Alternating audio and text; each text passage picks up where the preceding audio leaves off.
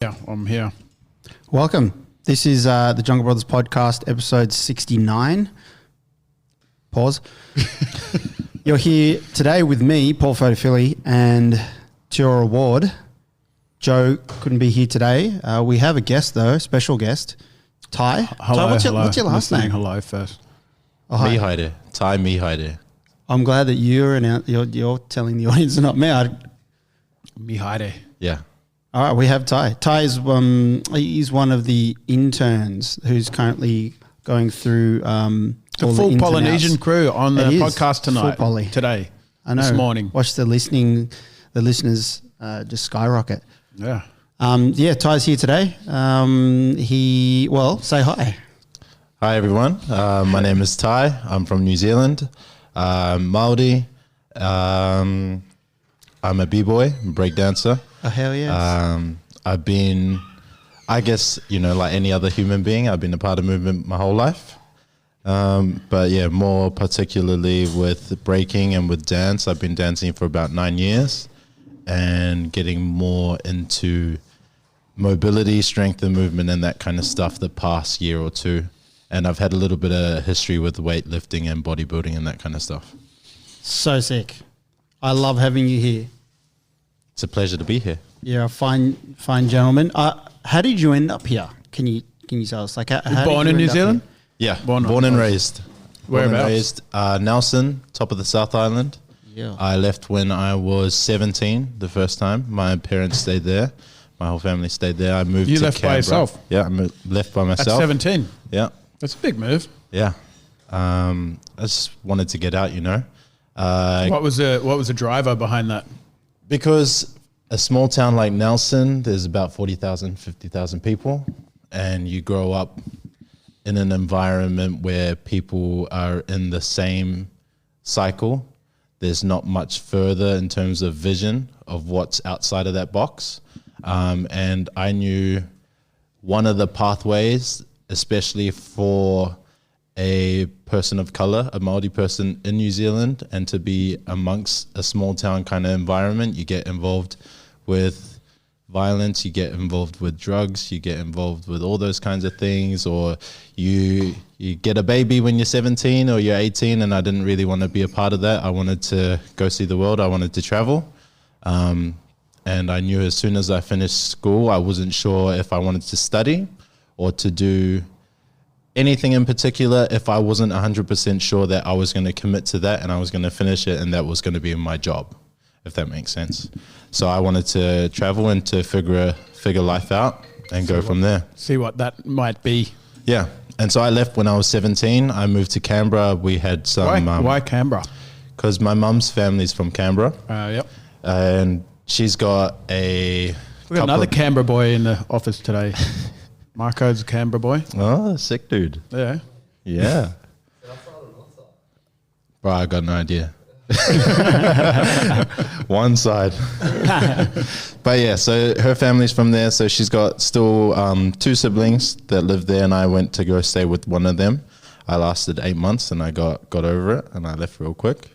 I guess it just wasn't what I expected. I ended up going home for a year to kind of save up and figure life out again. And then I moved to Sydney the first time in 2011 because of some friends. They came over for New Year's. They had already moved here. And during high school, we tried to start like not a breaking crew, just like a hip hop choreography crew. It was like the thing in New Zealand, still like a big thing in New Zealand at the moment. And we tried to start something, nothing ever happened. I was always into like the movies like You Got Served and Step Up and all that kind of stuff at the time. So, we would just copy and emulate what we saw. Like a dance movie? I don't know those films. Dance movies. Yeah, dance movies. Mostly dance or like break dance or... just general, but like hip hop dance, like street dance. It's like the Fast and the Furious for dance. Yeah, pretty much. There's like storylines.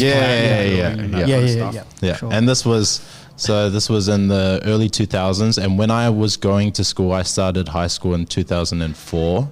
The year before, and a couple of years like before that, was the breaking boom in New Zealand. So I missed that wave. And then by the time I got to high school, I only found out later on that they used to break every every Lunchtime stuff. after No school. way. Yeah, even and this is in Nelson. This is in Nelson, yeah. This is in Nelson, and then even in Auckland, like I've talked to people from there that grew up there. They used to have a crew from every school, and they used to go battle each other and all that kind of stuff. And this was just before I hit high school, so I just I missed it. I missed out, you know. When you say battle, Yeah, we're not talking like the one that includes blood. no. Talk us through a battle. I know that's funny to you, but some people don't know that It's you can true battle for on the the dance floor. listeners out there. I mean, And Tiara. I have before Oh yes, on the dance floor. he does battle. You see him at the Christmas parties. So a battle is like any duel, Yeah.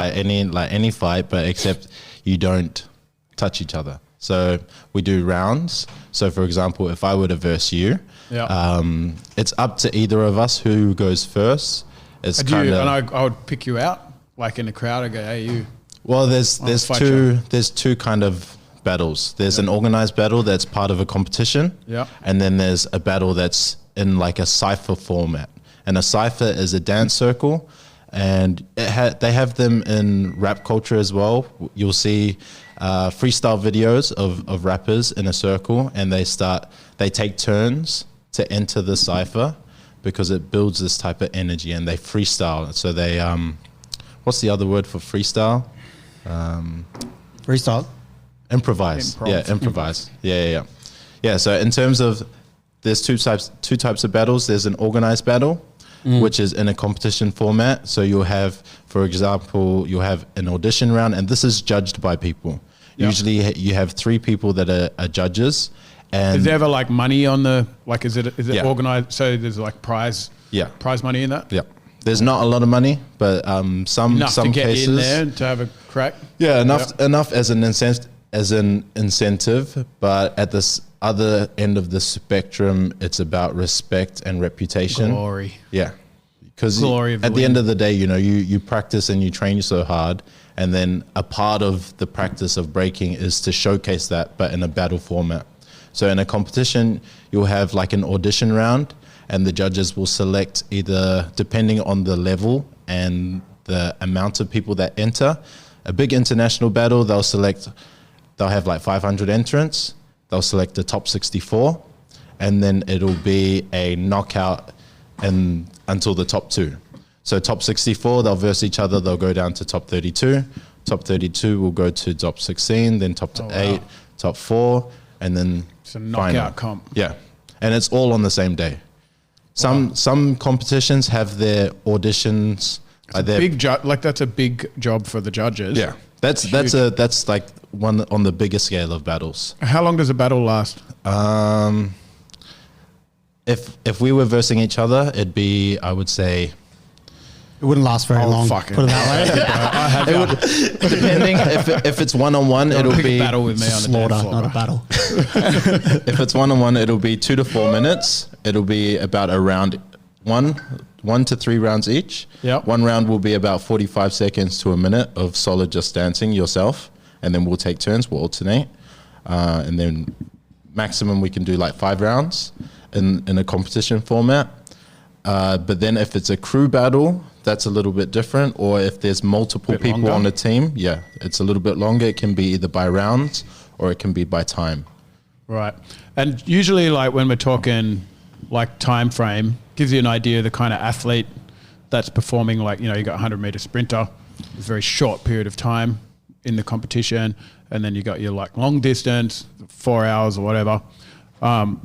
45 seconds to a minute is a very short period of time. I'm guessing over that time, it's quite explosive. You know?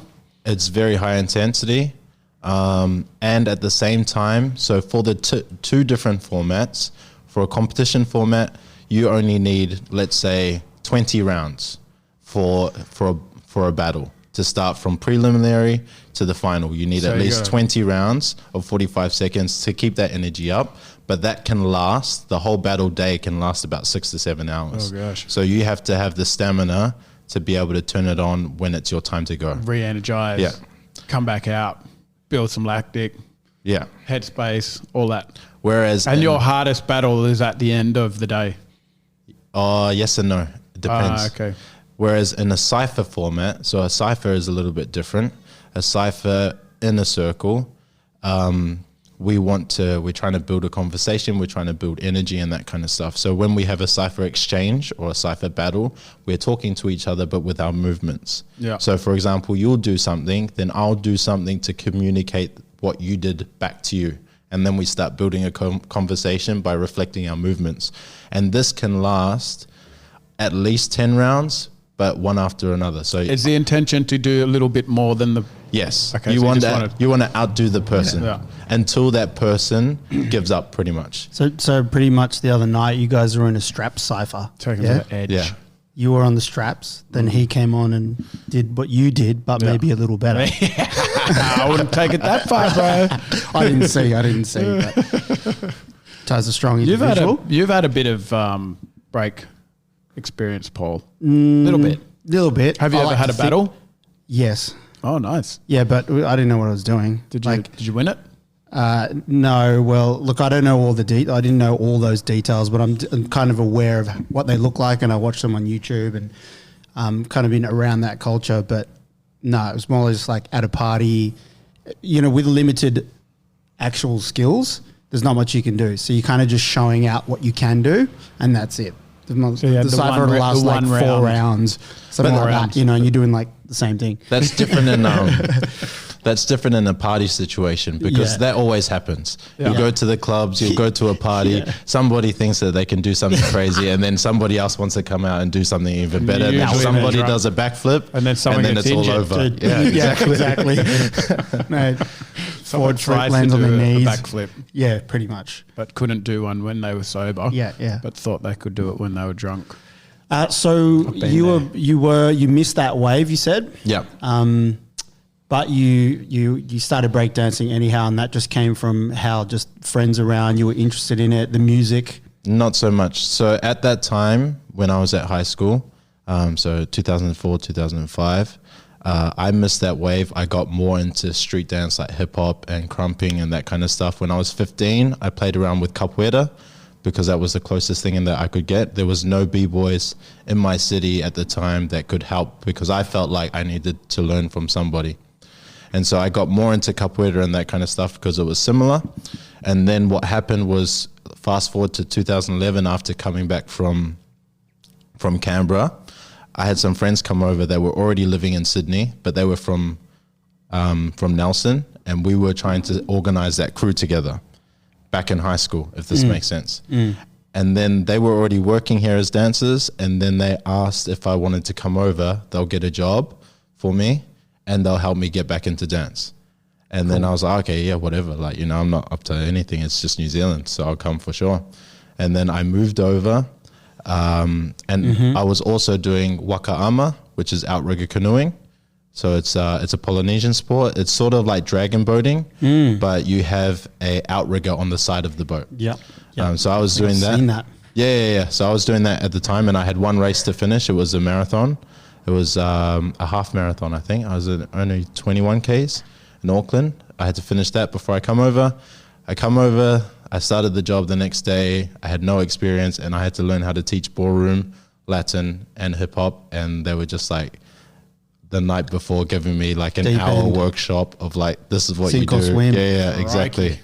Then a couple of months later, they took me to a studio, and I started taking breaking classes. So I started late. I started when I was 20. Sure. Okay. Yeah. Oh, wow. And so I've only been breaking for 9 years now. And this was in Sydney when you moved? Yeah. This was in Sydney. Okay. Oh, man. Does do the dots connect? Yeah, it does. Does that make It sense? does for me, yeah. It must have been. I mean, obviously you've got good body awareness and the movement repertoire and all that kind of stuff. But to move from like the crumping and the hip hop to ballroom and what was the other one? Latin. And Latin. Yeah. Like I like from the outside in, a lot of people think, oh, dance is dance, but my wife's a professional dancer, and I've tried different forms of dance poorly. But I also, but what I did recognize when I tried the different styles of dance is that they're very, very different. It's almost like comparing like two different styles of dance could be so fucking different to each other, It's like it's not even like comparing. It's like comparing wrestling to kickboxing. Correct. It's very different. Yeah, it's like not apples the same and bananas. thing. Yeah, it is. Yeah. Posture, where how you stand, even down to whether your foot's pointed or pulled. All these habits that you would build with one style. That transition, was that a successful one for you, or was it like just a complete bomb out? It was a pretty big bomb. I sucked in the beginning. Yeah. But, once you get used to it, and because what I was teaching was for a company that came into schools and it was part of their PE curriculum. So it wasn't necessarily about the dance so much. It was more about teaching children how to dance, but how to have that experience and have that social experience with each other, as well as like the music and that kind of stuff. So the dance wasn't the priority. It wasn't so much about the form. It was more about how do you make these classes engaging? How do you transfer that information to these children? And how do you get them to perform in like a competition format at the end of the term? And I guess find a passion as well, if it's there. Yeah, exactly.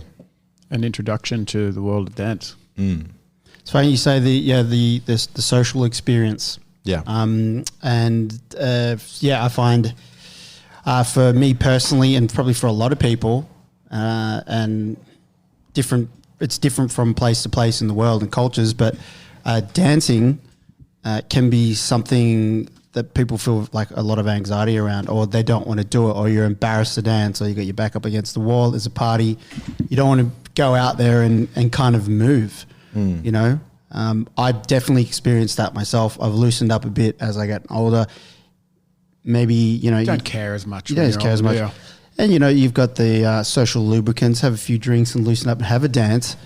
For me, that's something that I still want to work on. I like dancing. I'd like to get into it more. And, we had a play the other day. I loved it. But what I took away from that was that I need to work on that bit where I need to loosen up and care a little bit less. But can you talk a little bit about when you got started? Like, I think environment has a lot to do with it. So when you get started and you're with your friends and you're young and you're behind closed doors or garages and whatever, like, was it always a natural thing for you? Because I see some kids who come through dance schools and then when they mature into adults, they don't care. And I see people just dancing. They'll be the first one on the dance floor and they don't care. And I always want to be that person who can just let go of that. Was it always like that for you, or was it something you had to work on, a bit shy when you guys were young than you are now? Well, I guess like everyone's got this big stigma about dance. They think that, I'm not a dancer, so I don't dance, Whereas if you look at it as a perspective of expression, as long as you have rhythm, you can click your fingers, you can clap your hands, you can dance. There's no expectation. And a lot of the time, nobody cares what you're doing, only you care about what you're doing, if that makes sense. I know. So with my own experience with dance, when it came to breaking, I grew up doing Māori performing arts. So since I was about 2 years old, so singing and dancing, but traditional Māori performing arts. So I had experience in that, and I'd already performed on stages and that kind of stuff. But then when you go, like anything that you start from the beginning, you're going to suck, you know? Yeah. And I think people already have these expectations. When they try something, they think, I'm not good at it, so I don't do it, Whereas anything that you start, everybody starts from the beginning. Everybody sucks in the beginning. Nobody has special talent. Sure, there's skills that transfer from other things that come into play, but everybody, especially with breaking, one of the biggest values is originality, and the only hindrance that we have is gravity. The rest of it, we all have 2 arms, 2 legs, so 4 limbs. We've all got 1 head, like we're all the same. But how we move our bodies is always going to be different. And what skills transfer and what we specialize in is always going to be different, if that makes sense. Yeah, it does. And I guess there's so many variables in there that build that individuality you know, your background, Yeah. your friends, your family environment, like you're talking about, even the size of your limbs, the length of your limbs, your mobility. Yeah. And with breaking, everything. breaking, you'll see there's people that are big, that are small, that are tall. That's what I that are love a bit the most wider, about it. Yeah. You know, but that's all understanding, part. like having that awareness and getting to know what you're good at and what you're not good at, and focusing on the things that you want to learn. Yes. You know? Yeah. So like for me in the beginning, definitely I had like that anxiety, or like I was the shy guy, you know, I didn't like to talk. I didn't like to introduce myself to people. So it took a lot of time and confidence for me to come out. But at the end of the day, like when you're part of a culture that is about pretty much, it's about self-development and it's about being social with other people, nobody cares. There's a point where it's just like, you need to look fresh because it's part of the culture. You have to look good. But at the end of the day, your practice is your own practice, you know, and people will help you the more you ask them. Yeah. You know, It's interesting when you were talking, when the question that you asked about the anxiety and obviously just gravitating towards dance, because it's a very, I know just growing up here in Australia that it's always been looked at as like more of a feminine discipline. And if you go to dance school, it's like there's 20 girls and one boy kind of deal on ratio. I know this because I take my daughter to dance and also my son. And he's getting to the age now, excuse me, where he's like noticing that it's a girls thing, like going to dance. Oh, that's what girls do, even though he loves it, and I can see that, and he's gravitating towards it. And I'm really worried he's going to get to this point where he's just like, no, that's boys don't dance, girls dance, boys don't dance, just to fit in with his mates and that kind of stuff. And I guess when you have traditional dance as part of your culture and it's quite masculine, and break is also, you know, there's a fair bit of masculinity in there. It's a good introduction as a segue into dance. But for the kids that don't have that, what would your advice be to like a young male kind of coming up through with an interest in dance, but having to overcome all these kind of social hurdles that are in front of them? Or even a late 30s type of male. What's your advice? well, I had this experience when I was younger, when I was probably the same age as your son, maybe a little bit older. I used to really enjoy. So I remember watching Michael Jackson. I remember watching James Brown because my dad was a musician, and at the same time, somehow randomly, I loved watching river dance. It was I know river dance. Yeah. It was like Irish and tap and all that kind of stuff. And at the time, I was like, yeah, that's what I want to try, you know. And so my mom put me into tap classes, into Irish dancing for not long. I think it lasted like maybe 6 months or a year. And what happened was in the Irish dance class, I was the only boy, and I was just like, you know, I don't want to be the only boy in here. And pretty much, you know, I gave up, and I was just like, I just left. I was like, no, it's not for boys. But I think, you know, for kids, whether it's a boy or a girl, getting into something that's dominant by the other gender, you know, you just got to try. You just got to try. You got to be brave and just trust that it's all going to work out, you know. Like, there's no harm in if you enjoy something and to be yourself and keep exploring that. It doesn't do anything. It doesn't affect you, you know. Like, later on, you're going to appreciate it because you're being yourself. You're authentically understanding what you like and what you want to follow, and you're just pursuing that. And that's really important when you get a lot older. And when you start chasing like dreams, and when you start traveling and you start doing things, it's really important to be authentic and to be yourself and to follow the things that you actually want to do, rather than fitting into society and fitting into things that don't actually match for us. Yeah, it's funny. You were saying, what was it? There was a introduction where Paul was talking to you about exactly that, and you said that no one else cares about what you're doing, or it's only you who cares about you. And it takes a long time. Like, you got to get into your 30s and you're like, oh, well, I don't really give a fuck about that anymore. You know, like you don't care about what other people think as much.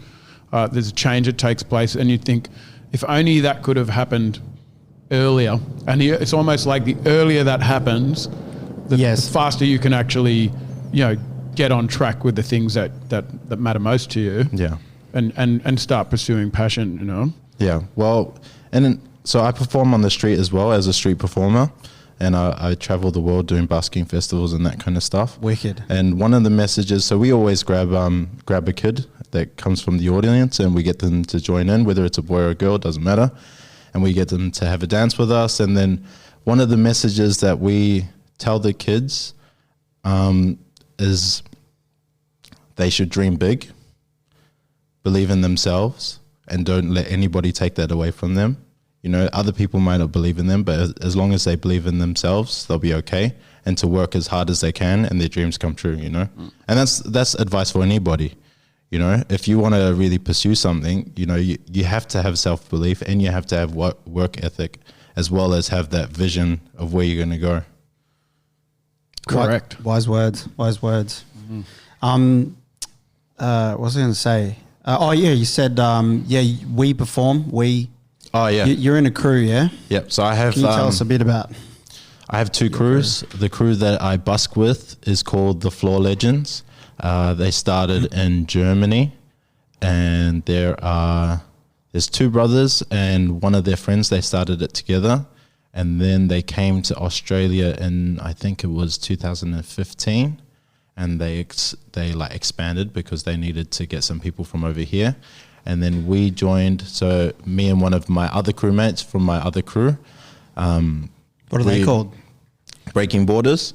So I'll talk a little bit more. I like that name. Yeah, I'll talk a little bit more about that. I like that name more than Floor Crew. Yeah, Floor Legends is a little bit... Floor Legends. It's a little bit blasé.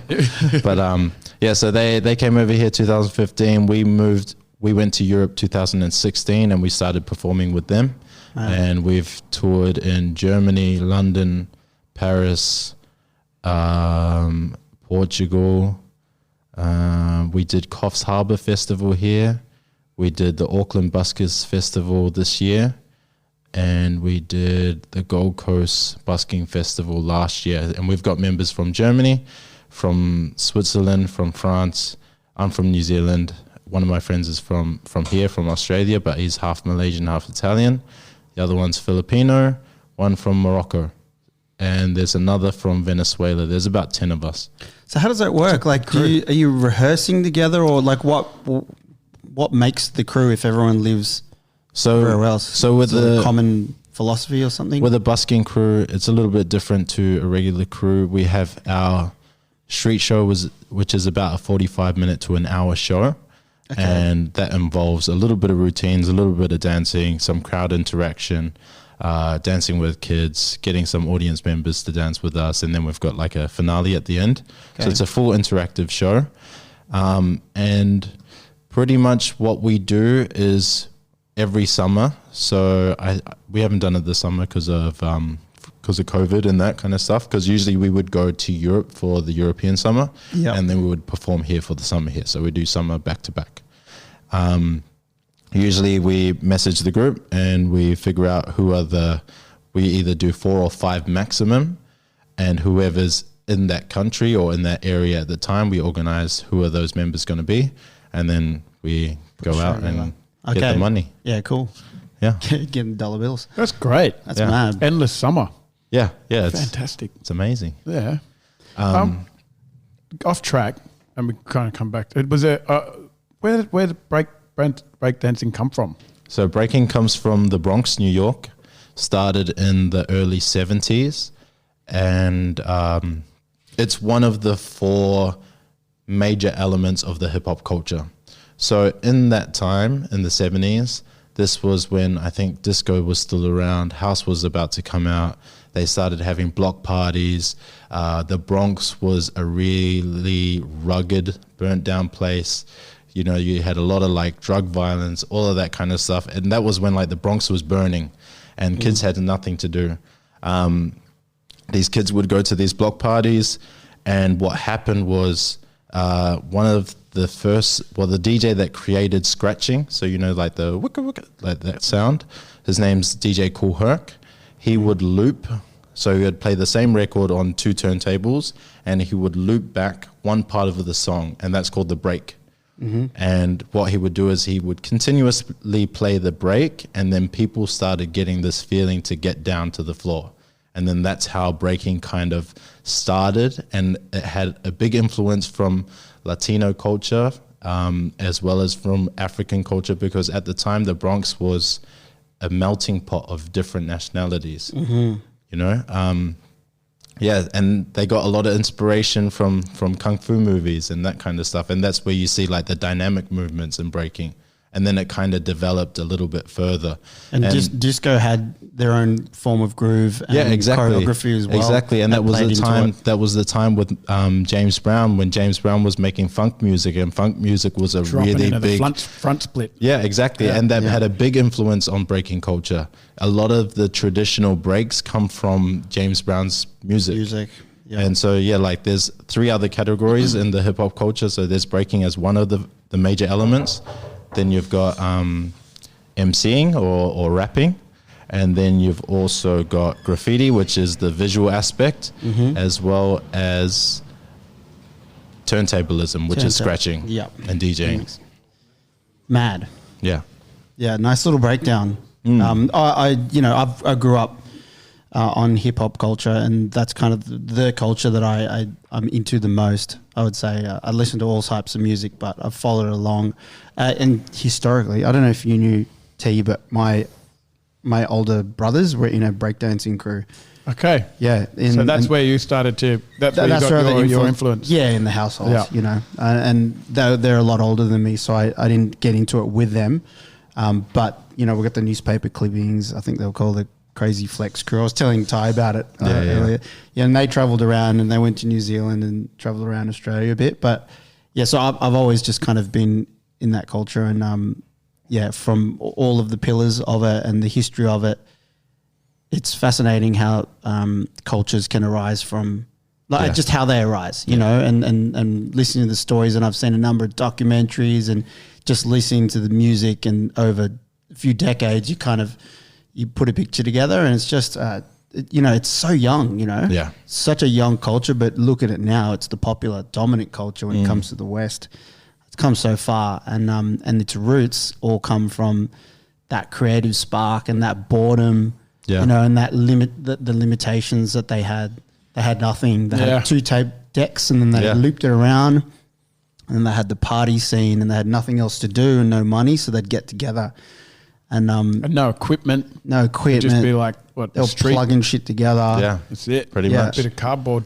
Yeah. Not even cardboard. It was mainly concrete. They used cardboard to practice when they started getting more into spinning and that kind of stuff. Okay. But a lot of the time, like that was the time when they would do like call out battles, and famous b-boy Crazy Legs. I was watching an interview with him this morning. Who's that? He is from the crew called Rocksteady.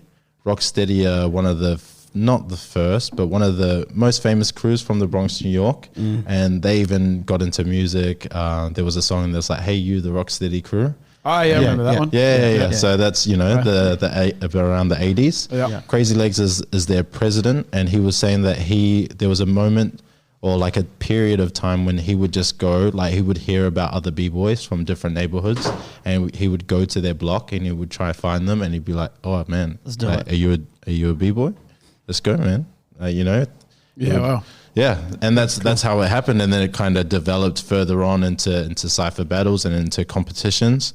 And a really good documentary, it's not really a documentary, a really good series on Netflix. It's called The Get Down, and this tells The Get Down. This tells the origin story of hip hop. It's not 100% authentic or true, but a lot of the things are majorly correct. Go ahead, check that out. No, I watched. I was so excited for that to come out, and I probably didn't get all the way through it, but it's made by Baz Luhrmann. Just FYI, and that's probably why they've done such a good job. He did a really good job, and he's good with color and music and theater. Yeah. But I loved it, and there is some good shit in that. But I also had a little problem with because he'll just that it was Baz. Baz will just Bazify it. I call it it Luhrmannize the whole situation, and kind of he has a way of like painting things Yeah, it's kind of like with a camp drizzling brush. Sparkles on everything. Yeah. But I it's think still really they cool. did a really Yeah, good job at yeah, telling the story, and it's very entertaining. and the transition of going from like disco and from house parties and Yeah. transitioning into more funk music and to hip hop, and then how it kind Totally. of developed a little bit more. I think they did a really good job to make it easy and really good to watch. Yes, I'll yeah, have to check it good out. visuals and. Yeah, tell us more about if you can, the crew here. Oh yeah, so Yeah. Breaking Borders. Breaking Borders.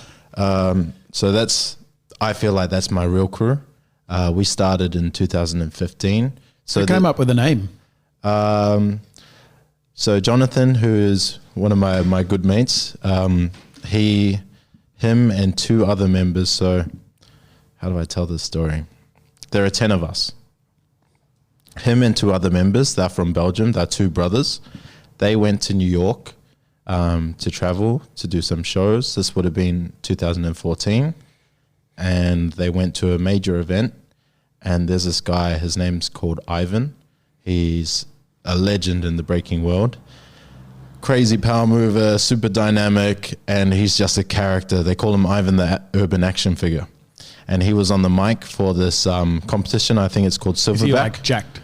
I would say he's pretty jacked. And I Is think he he's like, Italian? I don't know, but I think he's like, he must be 50 or 60 years old, and he can still Okay. do backflips and shit. He's Holy shit. crazy. That's awesome. He was on the mic, and a lot of the people that were dancing in the 80s and even in the 70s, they kind of crossed over in terms of the other elements, like they would get into graffiti or MCing or DJing. It was very much unified. And he was on the mic and he was MCing this event, and he goes, one of the statements, he was like, yeah, it's so good to have everyone here. We're breaking borders from across the waters. We got people from different countries, different places. And then Jonathan was just like, that's the our name. name. Like, that's us. Wicked. Yeah. Because, we've got two members from Belgium. He's from Australia, but he's, Malaysian, Italian. One's Filipino. I'm from New Zealand. One's from France. One's from Switzerland. One's from Italy. Another one's from here, and the last one is Chinese. Wow. Yeah, so That's great. Yeah, Breaking Borders fitted us because at the time we felt like we were the only ones in Sydney that were training really hard, and we felt we pushed our own boundaries. We would always motivate each other, and a lot of the time we would, like the older members, we would go out, we'd travel to Europe, we'd go to trips, we'd do all these things and go find all this knowledge to push our own boundaries and to really test ourselves. It's mad. You need a crew, eh? It's like a martial art in the same. There's lots of parallels with the movement as well, but also Iron development. sharpens iron. Yes, you need the people and then the influence and the energy. I'm going A little to bit do of this. competition and in-house competition, Yeah, or it camaraderie. makes a big difference Yeah. because you have that community of people that are doing Pushing the same each thing other. as you. accountability. You know? And it's that brotherhood. You don't get that in a lot of things. And like I had not a problem, but I jumped from a couple of crews because they just didn't share similar values. And Yeah. I felt like I was a little bit more motivated to get into it and to go hard. And it wasn't until we all started hanging out a lot more, and then it just naturally happened, I guess it's also a place where you can go, because a lot of these disciplines and like we're talking about the movements are in places where where you're limited to your equipment, and you're in an impoverished area, and there's probably usually with that there comes a lot of crime, and if you're not or if you don't want to travel down that path, you're almost like stepping down the path of a discipline. It's just, and I say this coming from martial arts background, because I've trained at a lot of different places, boxing gyms, kickboxing gyms, and you see the same thing over and over, like these kids that could have potentially have been hardened criminals, and they've made a decision to not travel down the same path as peers or siblings, and they've stepped into their local gym and they've focused solely on that discipline, and it's almost like a safe haven. You know what I mean? For sure. And you get the respect of the there's if your brother is in a gang, or you've got the kids in the neighbourhood that are getting up to mischief, you've almost got like a little bit of a get out of jail free card, a little bit. Yeah. Because you got your posse, but that posse's kind of like taking a step away from, going down a dead end path, No, I completely agree. Hip hop saved a lot of people's lives in that sense. There's so many kids that have nothing to do and they've got a bad situation, and especially with breaking, it's free. All you need is yourself. You just need a little bit of music and maybe someone to teach you, or now you can use YouTube, and it's all about practice. And I feel like, and what I've noticed from the level of breaking, you'll notice that the countries that have a harder economic system, like for example, like Eastern Europe or even like China, all these places that don't have as much freedom as places like Australia or New Zealand, you'll notice that the people that come out of there are beasts, because they've spent so much time like working on their craft, because for them it can be an escape card. If they work hard enough now, you can get sponsored or you can get into a show or all that kind of stuff, but at the same time it takes your mind off things and it keeps you busy, and it gives you results. If you work hard, it keeps you out of trouble because it gives you something to do, and if you work hard you get something. It's very similar to the fight game. Very similar. It's great. Love it. I wanted to share a small story because I was driving home a couple of months ago. I was getting my hair cut. I was over at Burwood, and it was cool because I told where I'm going with it. But I grown up around in hip hop culture and breaking and music. You always have these movies that you grow up with. Beat Street was like the big ones. I'm familiar with Rocksteady Crew. We had all the vinyls, and you see the visuals from the US. Old footage of people breakdancing in the streets and whatnot. And I'm driving home just a couple months ago from Burwood, and the traffic's lined up on this little road, and this road's got houses, like so it's a thin footpath, and the houses are pretty much like on the road. And I pulled up, and I can see in the distance, I'm getting closer. There's a guy out the front of his house breakdancing on the street. And it was like the front of the house is right there on the street, and then there's like a small driveway into a roll-up garage. These are like places that are stuck right next to each other. And as I get closer, he's just got a bit of vinyl, and he's out the front. It's the middle of the day, and he's got the music going, and he's just in the middle. He's warm. He's in the middle of a session, and he's like power moves, everything. And we're like just a ride in traffic, and I was like, looked like something out of a scene of the 80s in the Bronx. And I was like, this kid, and he was fresh, he had his socks pulled up and he was doing his thing. And I just gave him the beep, and I was like, yeah, I was like, that's so sick. I was like, so inspirational, gave me such a huge smile. I wanted to let him know that I was like, that's it, that's so sick. And then a month ago or something, I was like talking to Ty. I was like, hey, you know what happened to me like last month? I had I saw this guy, and I told him what had happened, and he was like, yeah, that's my guy. He's in Ty's crew. Yeah. What's his name? Jonathan. Oh, that's Jonathan. Shout out Jonathan. Just being fresh on his own, putting the work in, you know what I mean? Yeah. It's like without the cypher and whatever. And the party music is just there doing it. And I was like, that's so cool. He's got his craft, and he's just and a crowd as well. And a crowd. And it's just in the middle of the day. He loves it. I mean that line of traffic there is his crowd. People are probably, and I'm like, I got to give this guy the energy that because he's putting it out. I was like, that's so cool. Yeah. I wanted to ask, for all the breakdancing and that culture that you've been in for so long, and, you've been developing yourself there, that's very much part of your identity. How did you end up coming to Jungle Brothers, and what does Jungle Brothers, how is that playing a part in your life? Like, how did you end up more specifically calling in here?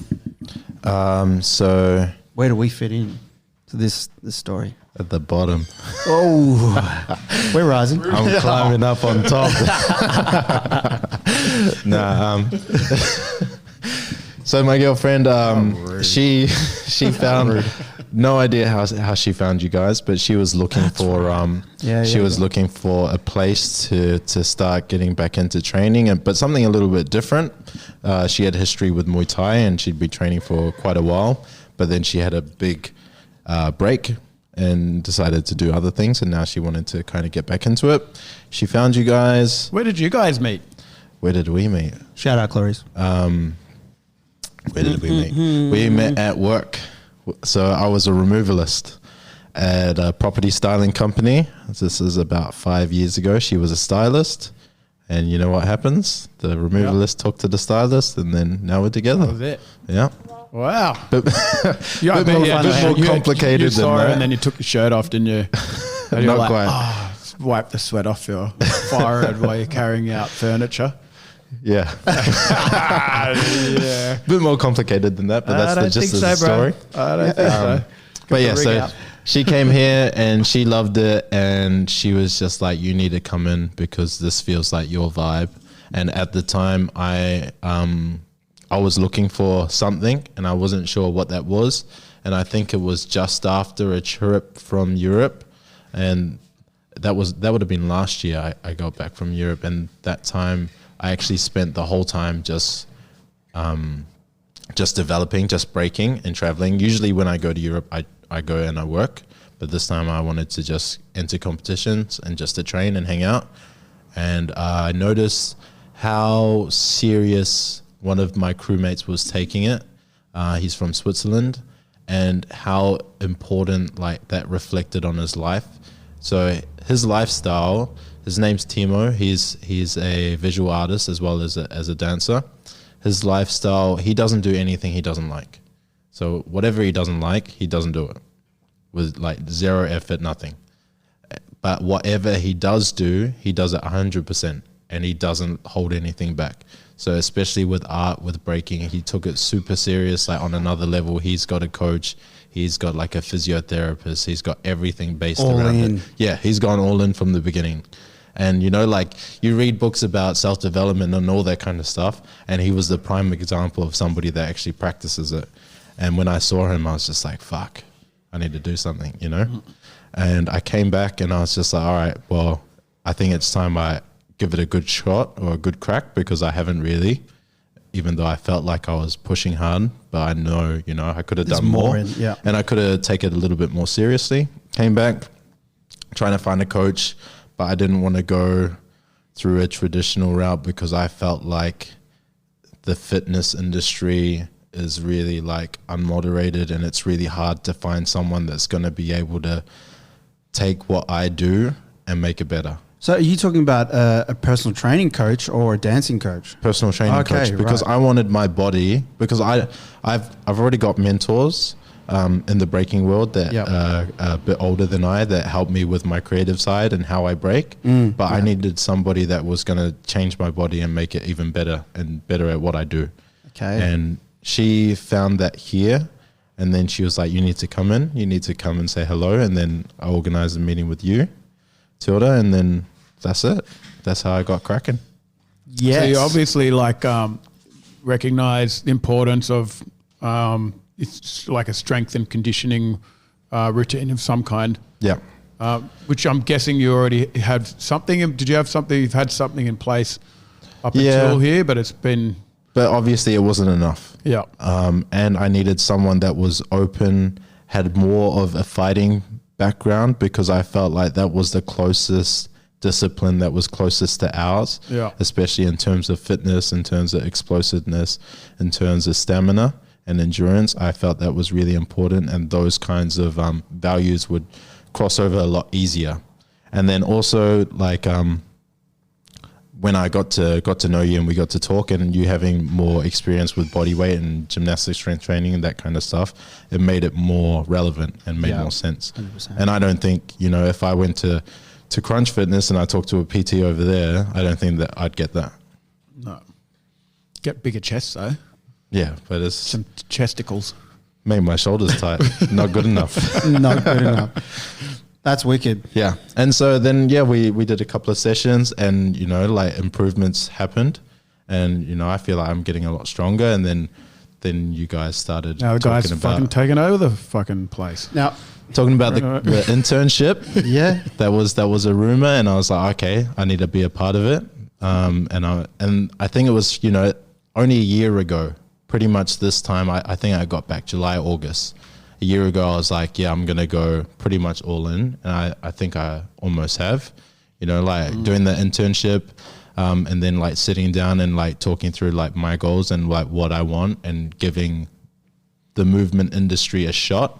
Now I'm doing my personal training certificate. I'm doing the internship here, and I'm pretty much here every day, just ready to absorb and take it all in. mate, your vision and going from I just need to do some strength and conditioning, and then going into this whole internship, talking about your vision. What can you tell us more? Like where's your head at? The ultimate. Where's the ultimate vision? Like where's all the breakdown, all dancing, all the work? What are you thinking, mate? Let us in. I didn't know at the time.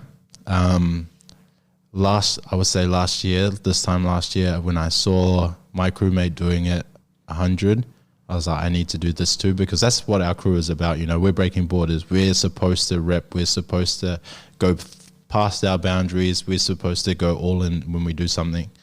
And so at the time, I knew that I wanted to go hard with breaking. I wanted to get at least to an international level. One of the things that's happening at the moment is I'm part of the Olympic team to go to the 2024 Olympics. No way. Yeah, so I'm in the second tier. Awesome. I haven't really told anyone. There's 2 tiers. I'm in the second tier as like part of the Olympic development program. So that's on the cards, but it's more on myself. Yeah, I come back. I just wanted to do that. Then we sat down, and I knew I always wanted to open my own space. I thought it was going to be like a studio and a cafe and that kind of stuff. But then after going to Europe, the place where he trains at and he helped start up, it's called the Movement Spot in Switzerland. I'd really like to have a little look at that space. Yeah, you'd love it. They do yoga, they do breaking, they do hip hop, they do calisthenics, they do acrobatics. Oh, that sounds great. They pretty much, not everything, but it's all based around movement. And when I practiced there, I was just like, this is it. Like, this is the jam. This is how it should be.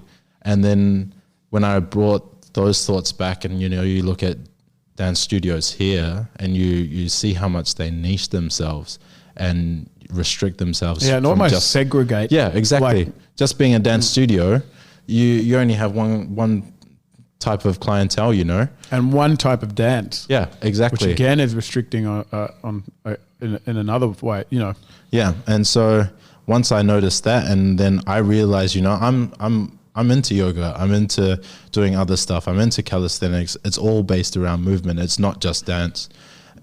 It makes more sense to connect everything together and to open that to everybody, rather than to niche down into one thing where it doesn't cross over for anything, And then when we sat down, and actually the first time I walked in here, this was an instinct feeling. I was just like, yeah, I could run a place like this. Dope. I was like, this is exactly like what I could see myself doing, like I could own a place like this. And it wasn't like out of a bad place. It was just like a feeling. And I guess it's like a feeling of like, like home kind of thing. And then, yeah, we sat down and we figured it out, and I want to open my own gym, but with the connection to breaking, but based around everything, a gym that's going to have everything that you provide here, but it's going to have a dance studio. It's going to have, in my head, it's going to have a cafe. It's going to have like a higher desk, like a WeWork kind of environment. Yeah. Cool. Because Clarice she's an interior designer, but she's also a nurse. She also does social media. She loves doing like creative workshops.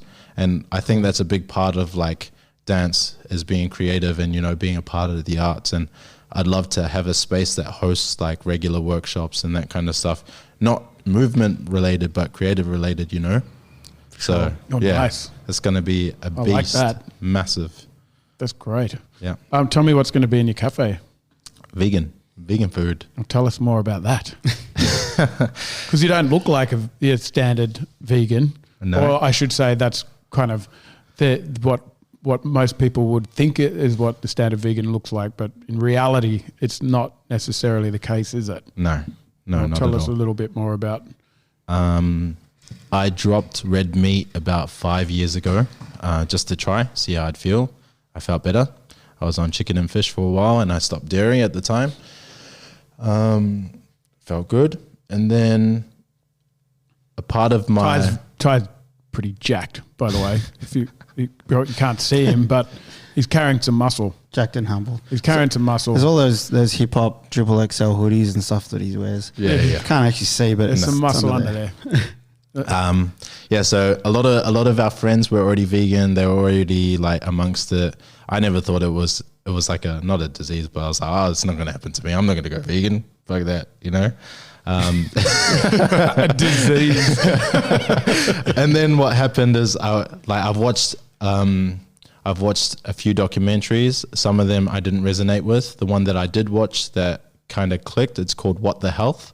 It's free on Netflix. Clarice and I watched that together, and it was just like, oh fuck, I guess we have to try it, you know. And it just talks about not just the cruelty of animals, but how animal products really affect our bodies, and what we're putting into our bodies isn't a good thing.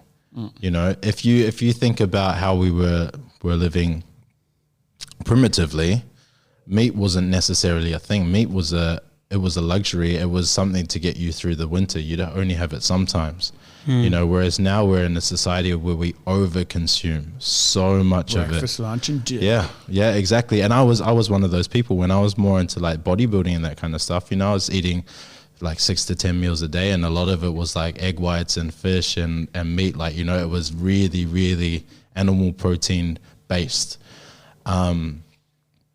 And just like, you know, some of the studies that show like how much it causes inflammation, things like, you know, human beings are actually lactose intolerant.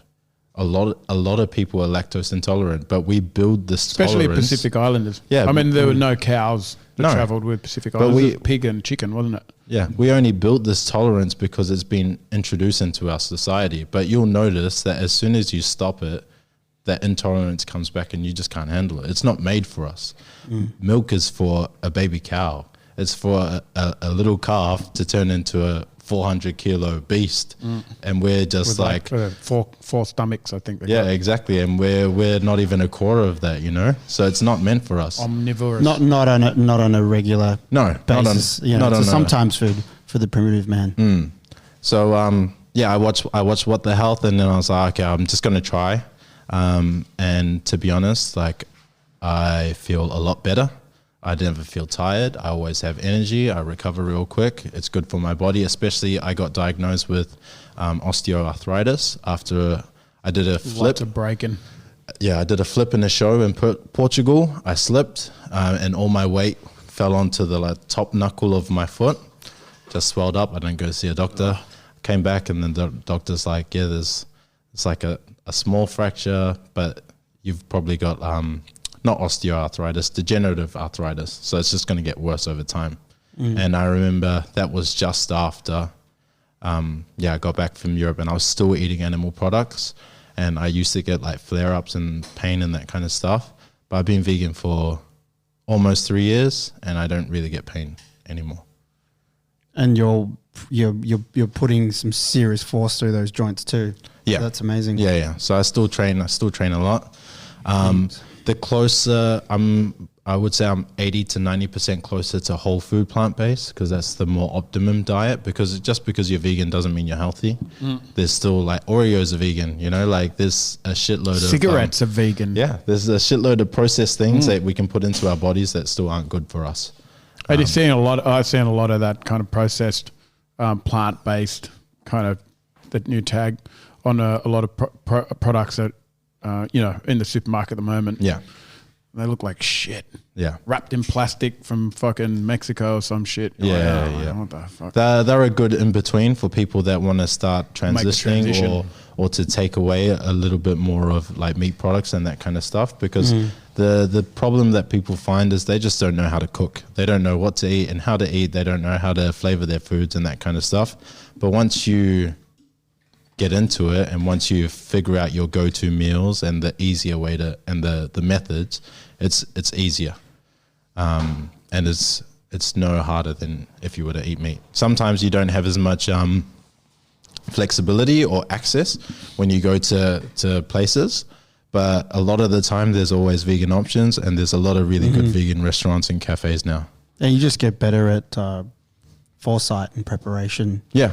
That sort of thing. And it's, it's good for your body and it's good for the environment. There's no negatives of a plant-based diet, Yeah, it's I think for a lot of people, it's a way of just bringing the attention back onto what you're putting into your body, and it forces you to kind of get a bit more variety in there. I moved to like a 5-day veggie diet. It kind of went to shit over COVID, but I'm getting back there now, and I just found that I'd been using meat as a filler, for a lot of things, and then once that was gone, I was like, okay, well, my plate's looking really fucking boring right now. So then the beans and legumes come in, and then I got coconut cream coming back into my diet and different forms of ground roots.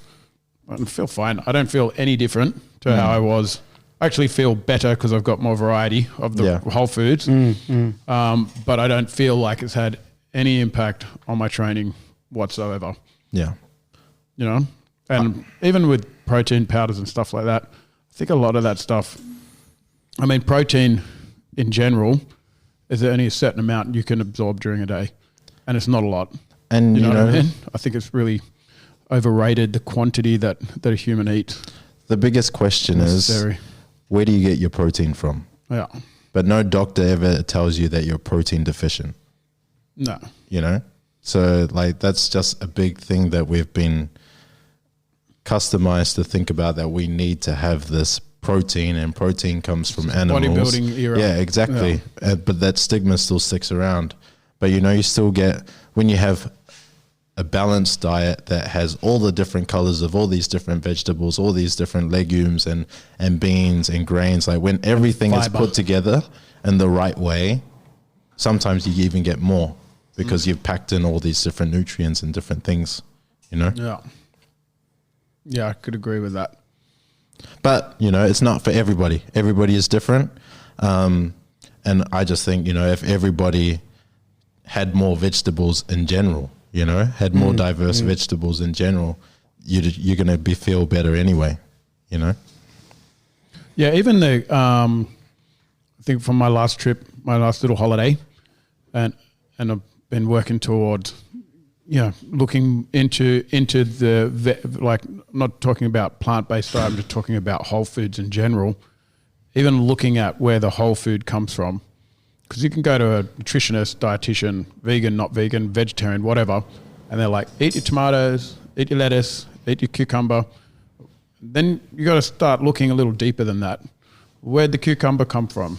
Where'd the tomato come from? Is the tomato grown in a fucking greenhouse, in Holland, or with a bunch of fucking chemicals, or did you grow it in your backyard, And we had this chat with Paul last week as well, and I think that this emphasis is coming back onto what's going into the soil that your plants are coming from. This cycle, you can keep looking deeper and deeper and deeper. But I can tell you right now, there's a big difference between a quality vegetable, good quality vegetable, and a poor quality vegetable. And that's the exact same with meat. Fucking a lot of meat worse. Yeah, they're injected with so many hormones, growth hormones, you don't want shit chemicals. Even like people say, like vegans are deficient in B12, but technically human beings are deficient in B12 anyway, because animals get injected B12 supplements so they can get that out of the product. So like there's all of these things that. Well, if it never sees the sun. If it's living on soy products. And you used to be able to get out of the soil, but because they've fucked up the soil so much, you can't get all those nutrients anymore. Monocultural farming to feed animals. And then you got to dose them up with antibiotics, and that so they don't get sick. And then you got to make them grow quick. And everything that goes into your food goes into you. Yeah. That's science. You Yeah. know, so I think it's good that people are starting to look a little deeper into where their food source is actually coming from. You know, And even if you look up the term free range, that's just a commercialized term to make us feel better about a product.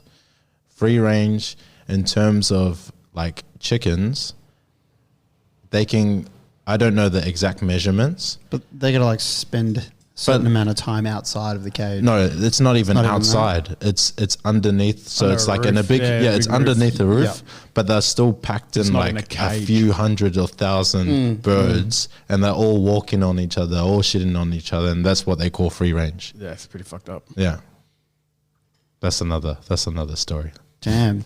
Heavy shit. Man, you got big dreams, Yeah, and they're in motion. yeah. A strong perspective on food. You got this idea of the cafe and the space. I can't wait to see how it all turns out, and I'm really happy that we're part of that story. And you know, I've known you for how long now? I haven't really got to sit down and hear all of this stuff, so I'm really honoured to hear, you know, you reveal all of like your dreams and hopes here. Yeah, I see you as part of the next generation of Jungle Brothers, and bringing that more dynamicness, more elements.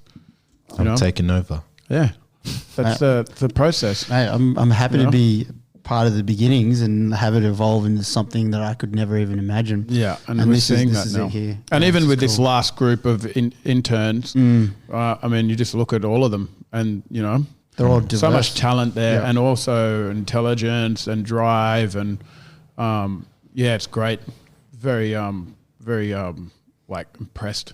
It's been a Totally pleasure. fine. It's been really inspiring to be like, you know, kind of like a part of this community now, and to really have, I feel like you guys are like mentors or like older brothers, you know, like that doing something Glad that you said brother and not like father or grandfather or something. nah. You're like spirits, Like the elders of spirits. So spirits of elders. No, but it's a really good environment, and it's a good place to be a part of, and to see people doing things that they love, and to be all in something, you know, and to have that example, because you don't get that outside, you know. You walk down the street, you still see people that are sad walking to work at, you know, 8 o'clock in the morning. They still hate their lives. So it's really nice to be a part of something that you want to be a part of, but also a really good environment that I feel like helps me grow. yeah, an accepting one. It's good, and a diverse one. Yeah. Which is exactly what we set out to build, wasn't it? And part of the gym, actually funny, because when you were talking about walking into this space and thinking, yeah, I could run something like this, this was, and I remember saying this to Paul and Joe, that the most important thing that we must get out of the gym design and the space itself is to inspire young coaches, and they walk in and look at this space and say, I want to be a part of this community and help to grow it. So it was successful. Yeah, it worked. Yeah. Done your That was job. obviously only part of it. You know, the people are the most of it, you know.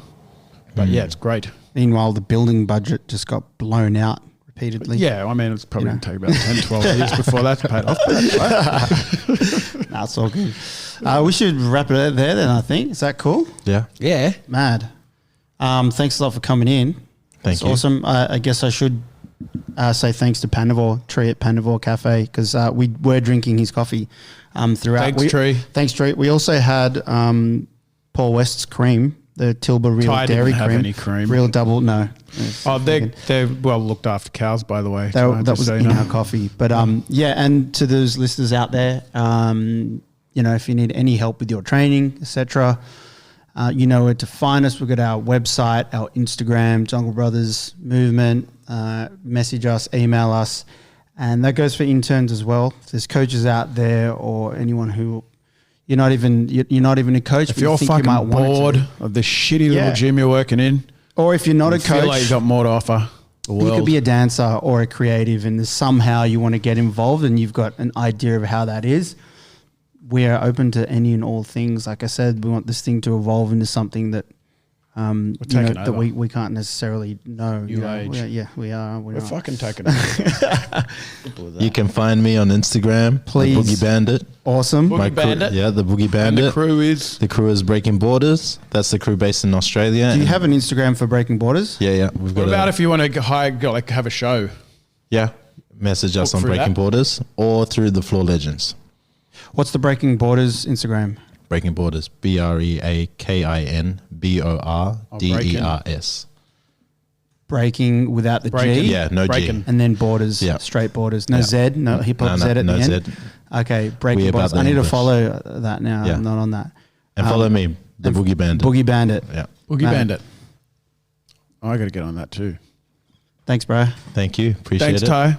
See you later.